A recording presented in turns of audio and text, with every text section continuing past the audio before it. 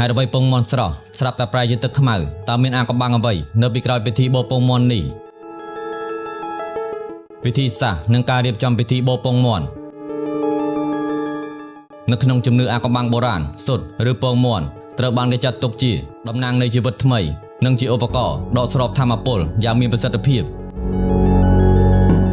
នៅក្នុងពិធីមន្តអាគមបុរាណគ្រូមើលឬគ្រូមន្តអាគមតែងតែមានពិធីសាសរៀបចំផ្ទាល់ខ្លួន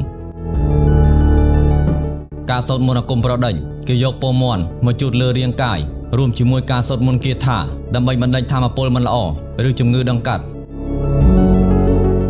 ការប្រើប្រាស់ធាតុផ្សំអាកំបាំងនៅក្នុងពិធីខ្លះគ្រូមន្តអាគមបានរៀបចំសុទ្ធនោះជាមួយល្បាយប្រេងនិងជ័រឈើក្រអូបឬថ្នាំបុរាណផ្សេងៗនៅពេលសុទ្ធនោះត្រូវបានគេបំបែកចេញមកល្បាយដែលបានរៀបចំទុកមុននោះនឹងប្រែពណ៌ជាខ្មៅដើម្បីជានិមិត្តរូបបង្ហាញថាធម៌ពលអាក្រក់ឬអាបធ្មប់ត្រូវបានបឺតចេញពីរាងកាយនោះរួចរាល់អស់ហើយ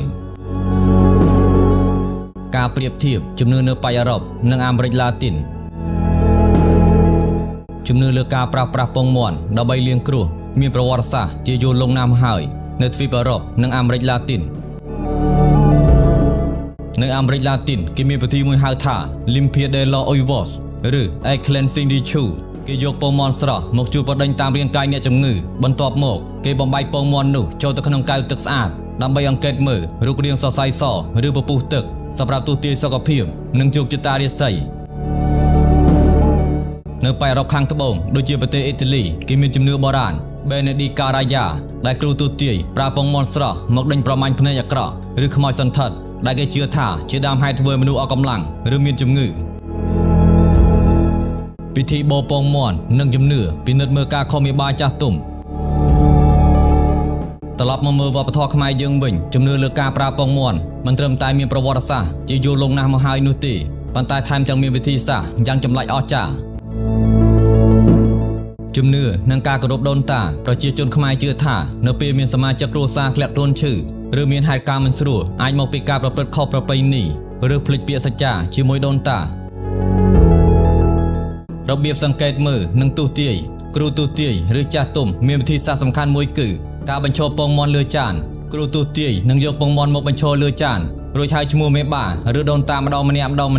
នៅពេលហៅចំឈ្មោះមេបាដែលខឹងឬខុសបំណងពងមន់នោះនឹងឈរត្រង់ស្គឹមដែលជាសញ្ញាប្រាប់ឲ្យរៀបចំចំនួនសែនព្រេងសុំខមាទោសនិមិត្តរូបនៃការលាងគ្រោះការប្រើពងមន់ក្នុងពិធីអាកំបាំងឬពិធីបុរាណគឺជាផ្នែកមួយនៃវប្បធម៌ចិត្តវិទ្យានិងជំនឿជុំវិញពិភពលោកភាពខុសគ្នានៃពិធីសាសវប្បធម៌នីមួយៗមានពិធីសាសនិងការរៀបចំពិធីផ្សេងៗគ្នាប៉ុន្តែសុទ្ធតែមានគោលបំណងដូចគ្នាគឺដើម្បីបង្កើតនូវលំនឹងផ្លូវចិត្តនិងការផ្ដល់ក្តីសង្ឃឹមដល់អ្នកជឿជាក់ចុះសម្រាប់បងប្អូនទាំងអស់គ្នាវិញតើបងប្អូនជឿលើការមើលពងមន់នេះដែរឬទេឬមានបទពិសោធន៍ប្លែកៗចង់ចែករំលែកសូមបញ្ចេញមតិនិងការយកឃើញរបស់បងប្អូននៅក្នុង comment ខាងក្រោមប្រសិនបើបងប្អូនចូលចិត្តវីដេអូដកស្រង់ចំណេះដឹងនិងអាកំបាំងវប្បធម៌បែបនេះសូមកុំភ្លេចជួយចុច follow និងជួយចុច subscribe នៅ YouTube របស់យើងខ្ញុំម្នាក់មួយផងដើម្បីទទួលបានវីដេអូថ្មីៗជារៀងរាល់ថ្ងៃ